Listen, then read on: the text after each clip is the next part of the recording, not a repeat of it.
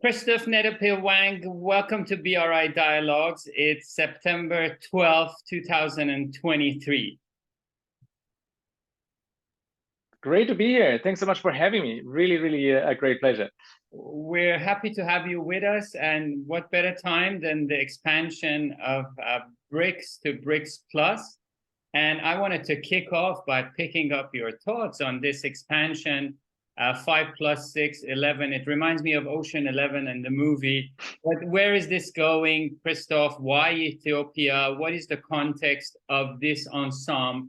And how do you think bringing Argentina next to Brazil, Ethiopia next to Egypt, Saudi Arabia, Iran, and UAE, how do you see this forming and shaping and influencing the bigger architecture of BRICS as such, and the overspilling elements on BRI? Oh, such a great question. So many things to unpack here in the first question. I don't think it came as such a big surprise that BRICS is expanding. I mean, the NDB, the New Development Bank, has already been very active in expanding, and the New Development Bank was, of course, originally the BRICS Bank, and so there has been this strong motivation and also drive to reach further than the original club of the 5 countries. The choice of countries that are invited to join BRICS is, of course, I think, also interesting. I think you asked about Argentina. As far as I am aware, that was a strong desire by Brazil, which I think makes a lot of sense in order to keep the regional balance to some extent. We have also, of course, the Middle Eastern countries that are joining, which I think is a very interesting development, also in regard to resource and in particularly fossil fuel resources and the access to those. So that's, I think, a very heavy addition. And then I think, the Ethiopia, I think, is an important partner also for South Africa and kind of on the main African continent. So also keeping the balance a little bit here. So overall, it's an interesting growth. We developed a year ago. We started developing different future scenarios to also understand kind of where, for example, the energy prices might go and kind of what it means for overall green development and green cooperation. And one of the scenarios we had 3: the business as usual, stay as it is, most likely not. Then we had a ministry of the future, yay, hippie. We are all working together as friends. And then we have the third one, which is choosing your allies. And I think this scenario is becoming more true, that there's a stronger kind of separation of kind of who is working with who than previously. And the BRICS is just one of those very interesting economic and particularly economic cooperation blocks that has been emerging, and particularly also with the new members. Christoph, thank you for that. And it's really lovely to have you with us, albeit all the way from Australia. What struck me about this, 5 + 6 is it contrasts very nicely with discussions about emerging the rising powers, because I would have anticipated Pakistan, Turkey, Indonesia, Nigeria, Egypt, the countries that you kind of the emerging economies narratives tend to focus on being in this crowd, and they aren't. What you've got is, Iran and Saudi Arabia sitting very uncomfortably in a setup like this as competitors, not just economically, but geopolitically, right? And I wonder, well, what is the backdrop to selection of these countries? UAE, I get squarely, right? Argentina, I get very directly, but why not Turkey on the boundaries of Eurasia? Pakistan, a close Chinese ally. Indonesia, by all measures, a powerful Southeast Asian country. And Nigeria, that everybody's now looking at as the anchor of emerging African century, what have you, they seem to be absent. And ironically, China has good relations with virtually all of them. So how do you assess the choice of those in and why these guys are out? Or do you see that this is kind of a rotating system that others may come in later? And I've got another to follow up with. You want to shoot it right now? Or should No. I want to annoy Ali. I'll come in a minute. Fantastic. So obviously, kind of this is guesswork. I think there's a lot of behind the scenes peddling of who's in and who's out.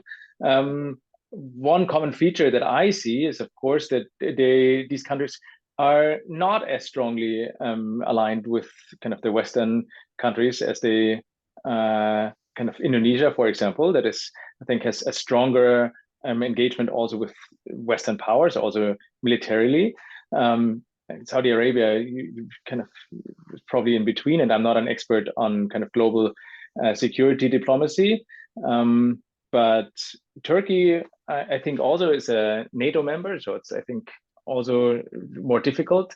Pakistan could be an interesting one, and I'm wondering kind of what's kind of coming up for Pakistan as one of the very core members and partners for China. But again, what's really interesting is that this was not a Chinese decision. I think there was actual kind of negotiations. There was trading, who's in and who's out, and in some ways that shows some governance system that the BRICS have in order to decide on who's in and out. That there is actual negotiation going on, and at least some process. So, and there were obviously many more candidates that were applying to become members of BRICS. So I think kind of step by step, it's also difficult probably to admit too many at once. So you have to make a decision.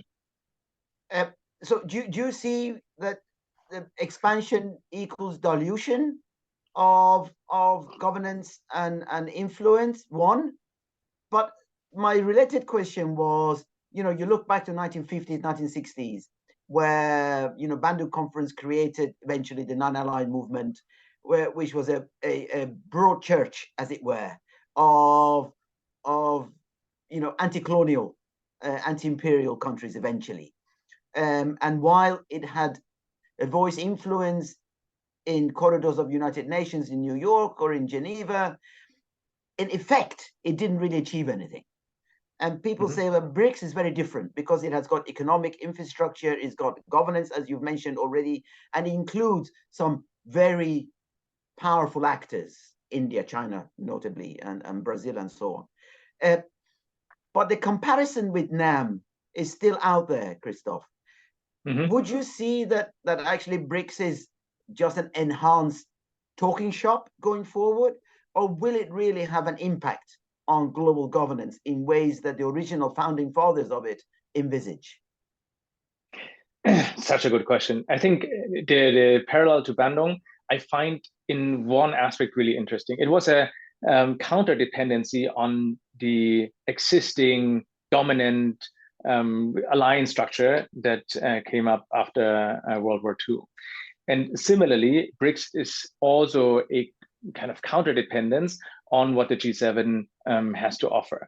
What's interesting is that in a lot of the declarations or the latest declarations of the BRICS, the G20 was actually highlighted as one of the driving forces for some of the problems that BRICS was also trying to address. So it's not necessarily counterbalance to G20, also because, of course, many of the BRICS members are, or actually all of the original BRICS members are G20 countries, but more likely the counter dependence to the G7. And so your question is whether BRICS will survive and thrive. And in many ways, if it's a successful counter dependence to the G7 and the G7 will move forward as it is, the BRICS will also survive. That's kind of, I think, my kind of takeaway from this. Now, Bandung, you're absolutely right. I think if I kind of remember the little history that I know, right, it was in non-aligned nations, and kind of it was in many ways a peaceful movement to not get involved in any of some of the kind of also conflicts that were emerging after World War II already, and the fault lines that we were seeing. And so kind of staying out of this arms race.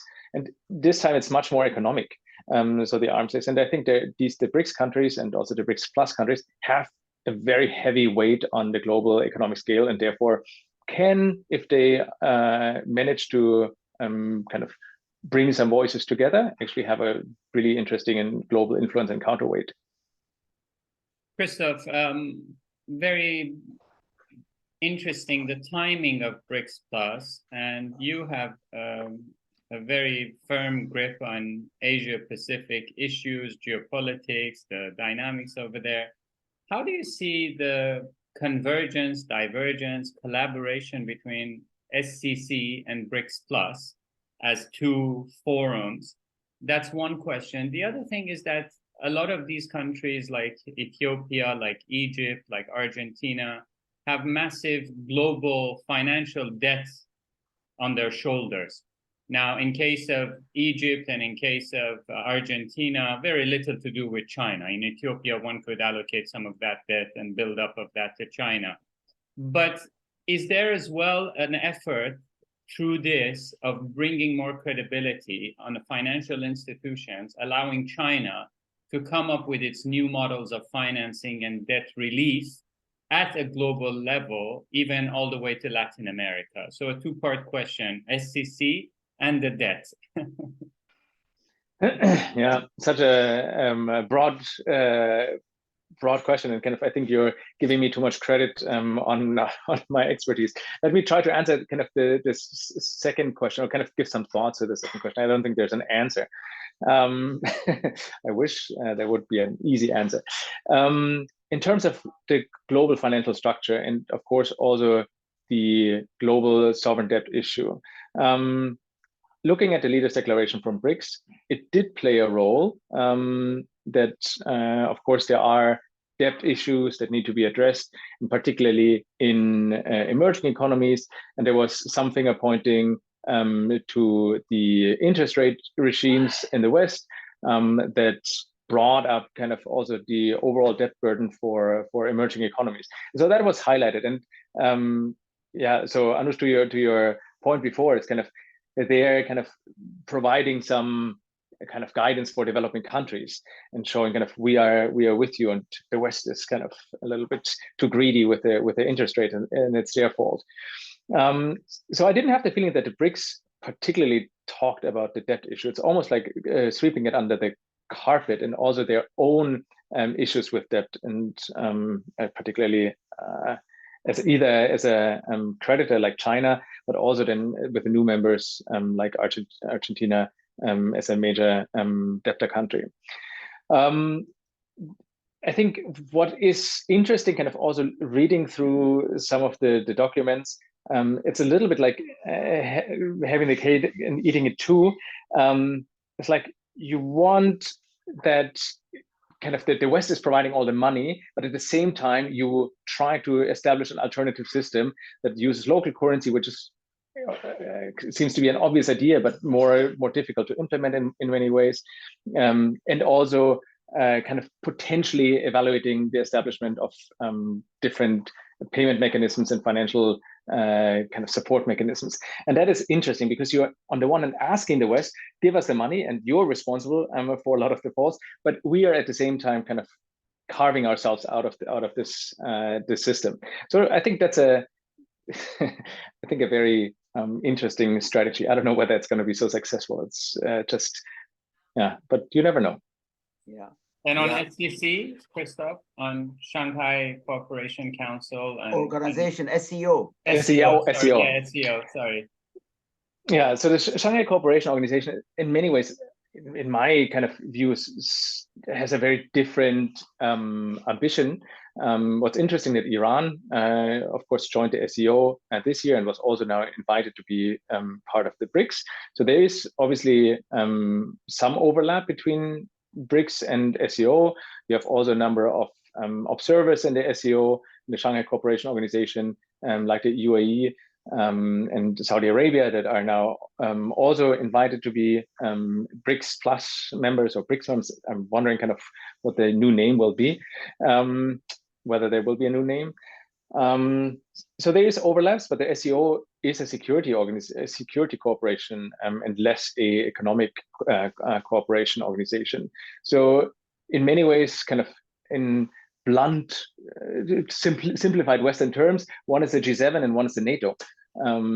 So I think both are important. Both are interesting how little attention in many ways they get in the West, both because BRICS has gotten some attention now, but is of course such a big block of economies. Whether they really kind of rattle together to do something remains to be seen. But it's also not that the G7 all have the same system and kind of had to develop a lot of kind of ideas how to cooperate and also struggle. And nevertheless, we consider the G7, of course, an important kind of geopolitical and particularly economic kind of talking block.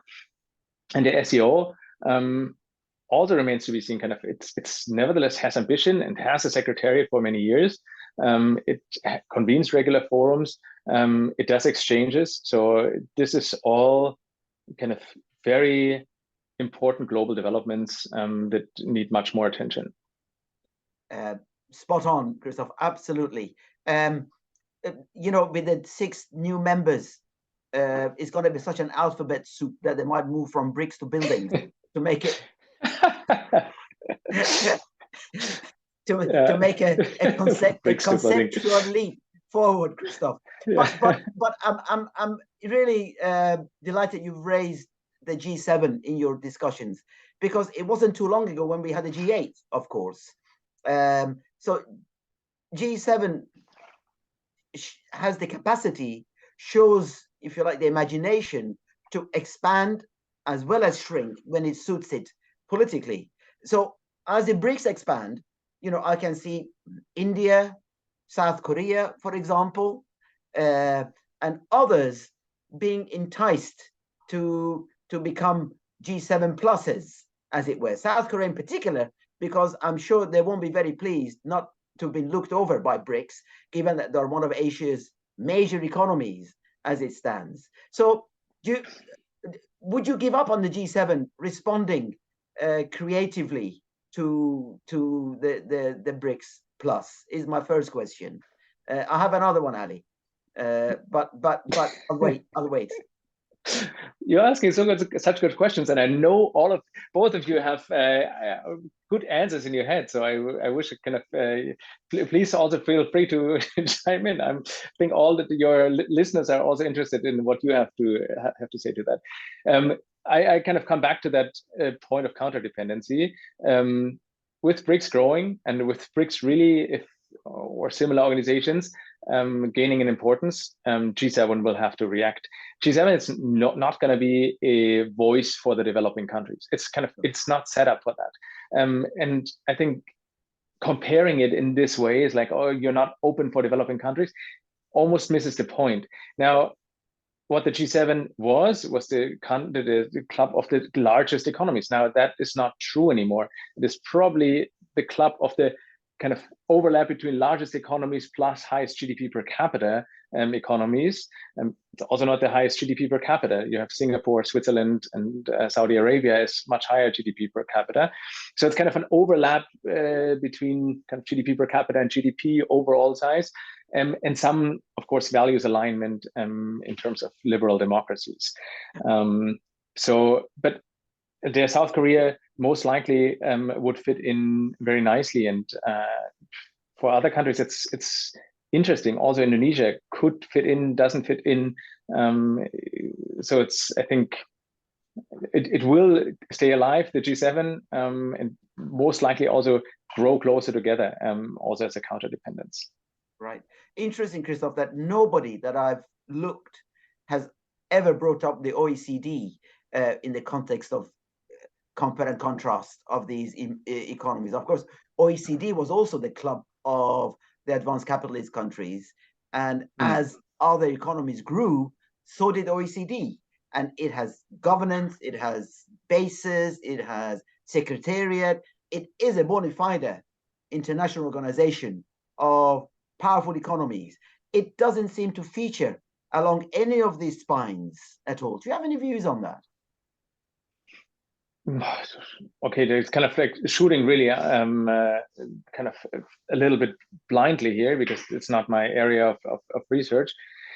Kind of the OECD, I know, does a lot of interesting governance work around the world and supports also kind of development and standard setting. And this has become in many ways their niche. So whether you talk about corporate governance or also green development standards and so on. So OECD is doing that, and also data provision is still a very interesting convener in this field, but doesn't have any political ambitions. So I think that's quite different from BRICS and G7. Christoph, listening to you and Anush, I couldn't help but to think that, you know, some of these clubs, OECD, G7, were like big parties, and the developing world were looking from the windows and not invited. And now they have allowed them in, and the music is stopping, and then somebody else is throwing a bigger bash and party, and they're all running to the other tent. But we park that metaphor for a second. Let's talk about a bit about the climate change, an area that you're passionate about. You've done some research, and it's a reality. I mean, the disaster today in Libya and the fires of late. Is there a much more tangible scenario for collaboration, even along the 3,500 kilometers of border in Himalayas between India and China, and you know, common denominator force of nature for bringing some of these new BRICS plus members in, putting all rivalries aside and focusing on climate change mitigation, climate change diplomacy?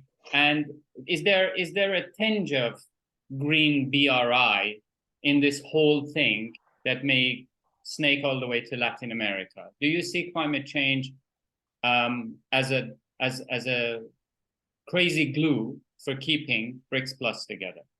The capital from GCC, the technology from China, the imperatives of dislocation of 1.4 billion in China and India. Oh, such a good question, Ali. So the dream would be, of course, and this is kind of our scenario of Ministry of the Future, that policymakers and also our societies understand that climate change is a global problem and that can only be solved by working together. It doesn't have to be kind of that everything is free for all.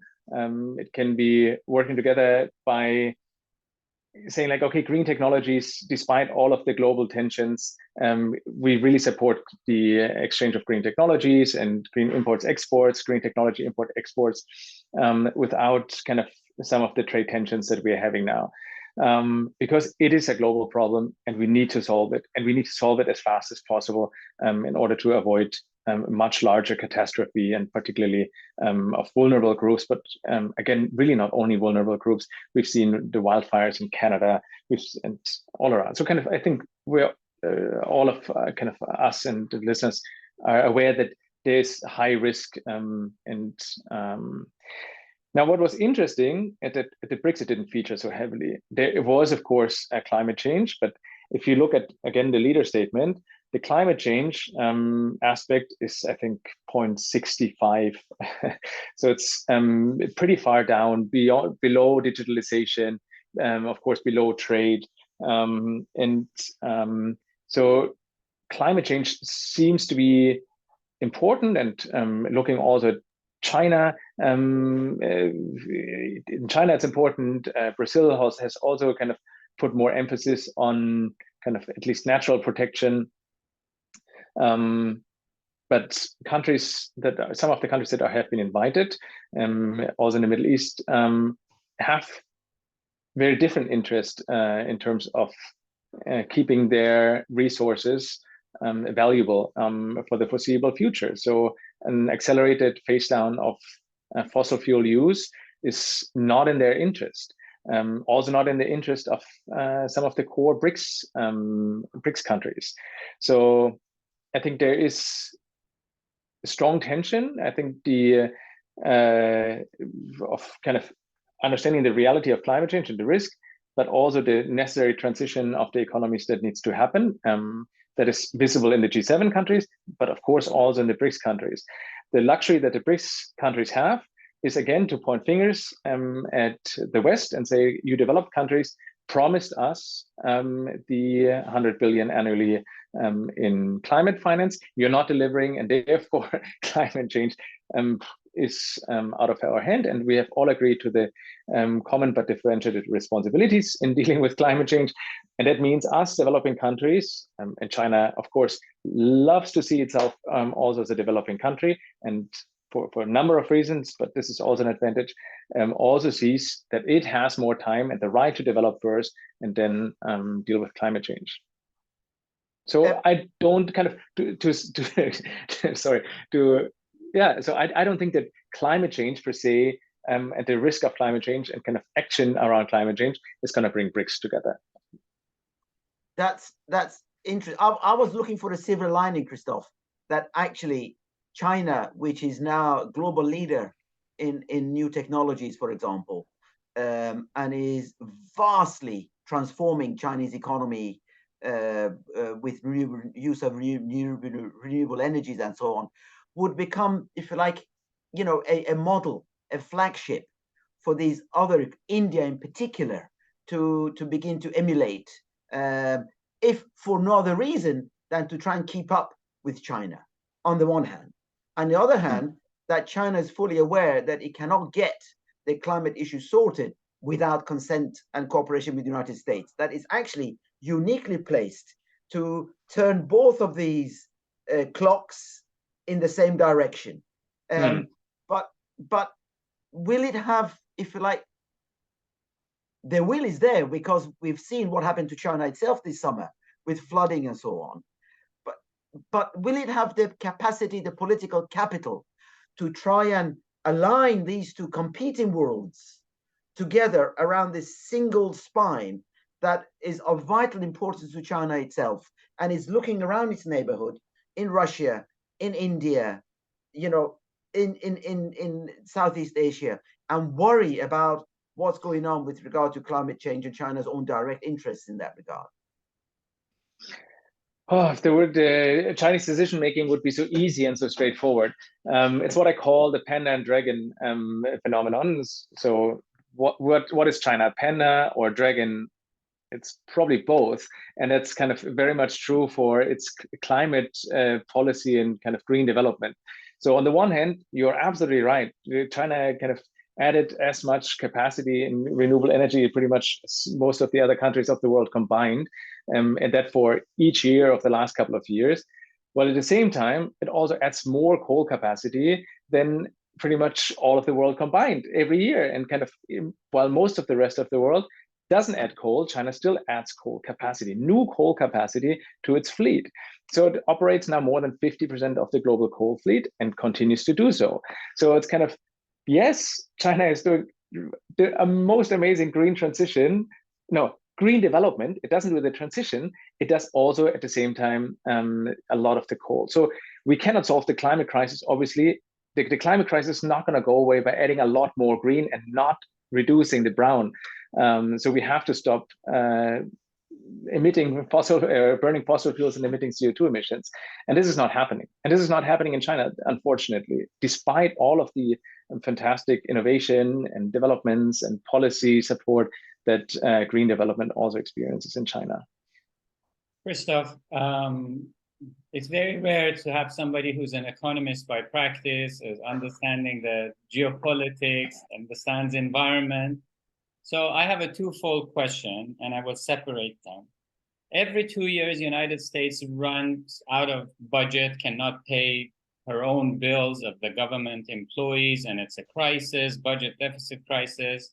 And yet all of a sudden you have IRA, Inflation Reduction Act, a rabbit comes out of $360 billion for subsidizing the green projects.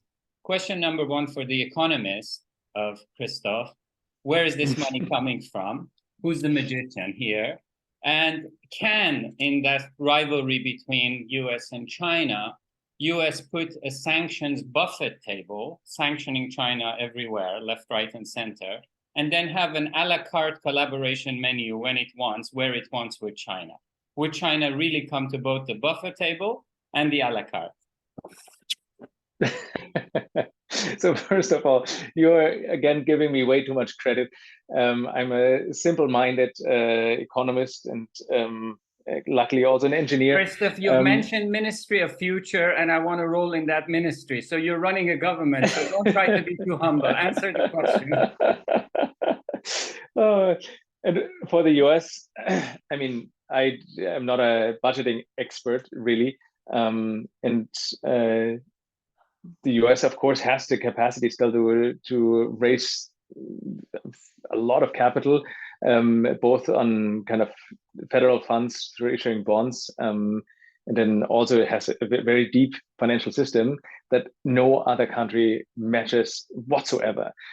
So the depth of the financial system really allows the US to do great things that other countries cannot do in terms of mobilizing capital, whether that's for startups or also obviously for government.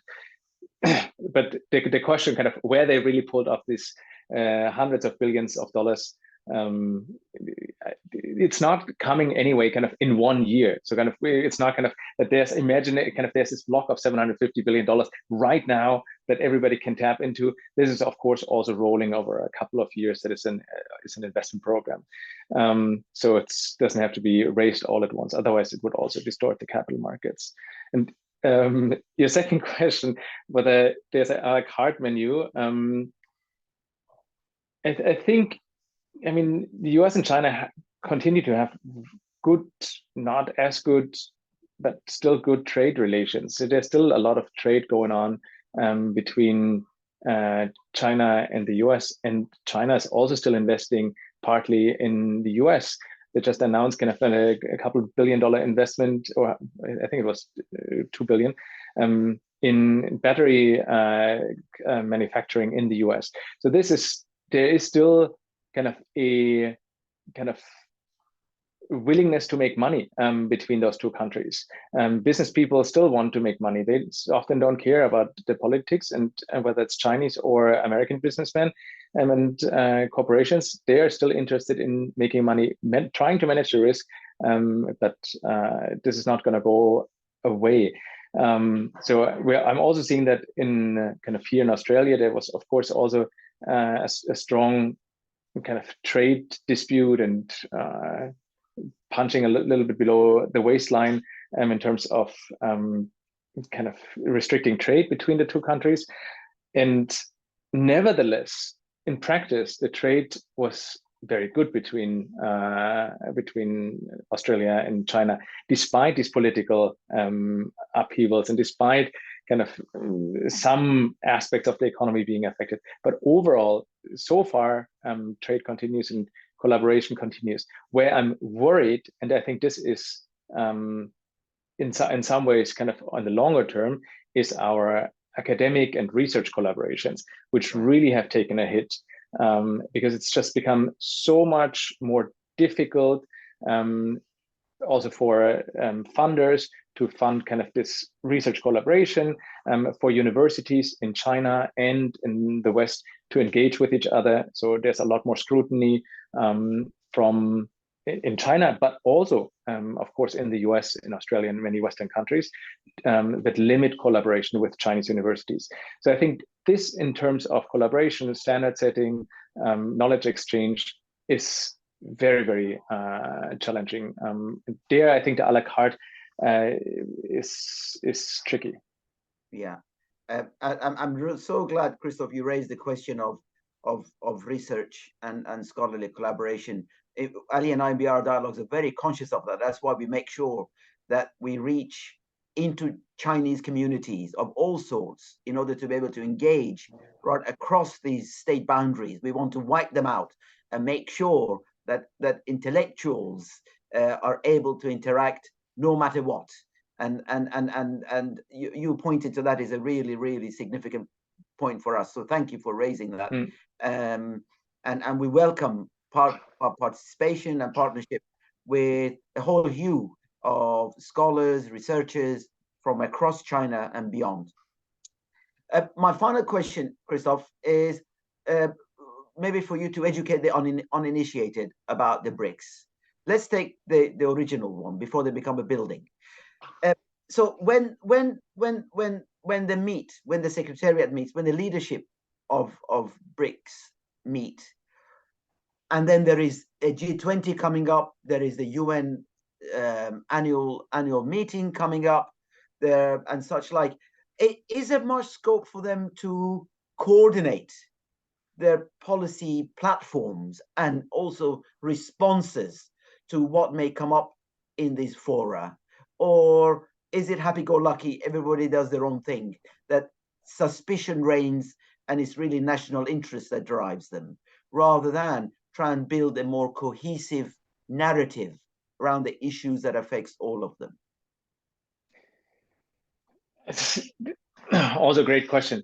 Overall, I think kind of what we know in kind of policy making, that knowing the right people, meeting the people regularly, discussing issues, breaking down barriers is always helpful to kind of advance decisions. You might get lost in kind of too many meetings. It's an issue, but in the end, it's a people's business. If you have the right people that can drive forward and push forward decisions, that can really introduce policies and bring it to the leaders and make sure kind of that the different leaders kind of build alliances, and whether it's in the BRICS and then comes into the G20 and then comes in the UN is a different, I think, kind of policy making body. But if it comes from the BRICS to the G20, with India kind of this year hosting both the SEO and the G20 summit, this has a lot of potential to really drive decision making if the right people put in a lot of work. So if it's just kind of tourism happening around, which really in most cases it is not, then tourism would be bad.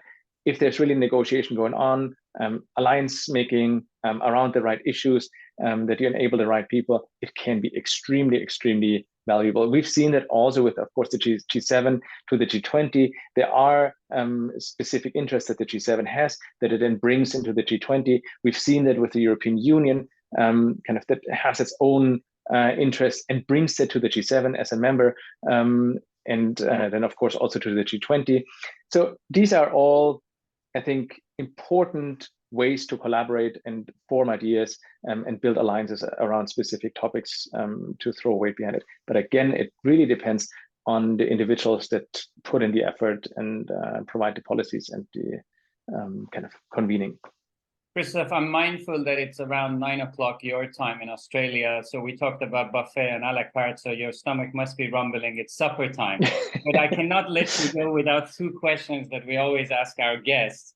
If Christoph Nedopil wanted to leave the cinephobes and cinephiles with one single piece of advice, what would that message be to both camps?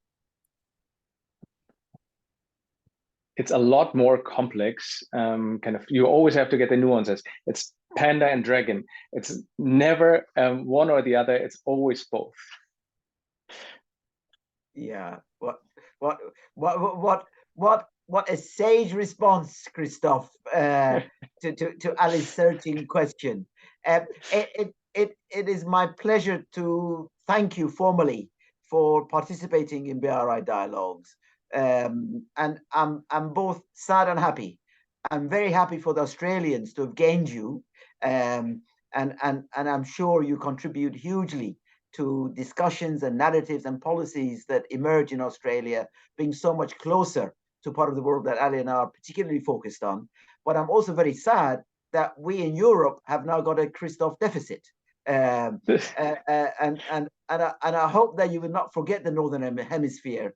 There is a hidden story in that one that has been in the news over the last 24 hours. And you remain in contact with us in the Northern Hemisphere, but also with BRI Dialogues with Ali and myself. I've been wanting to meet with you for some time, and it's a real pleasure to put this crystal writings with the crystal face of Christoph as well. So very grateful to you for staying up and sharing your thoughts and analysis with us, Christoph. Thank you very much. Thank you, Christoph. Well, Anush and Ali, thank you so much for having me. You guys do such a fantastic job. It's so fun to listen to you guys, and it's been such an honor to finally be on your show. Big fan, and so kudos to all of you for making such a great and really entertaining and informative show. So thanks again for having me, and the great discussion. Thank you, Thank Christoph. you.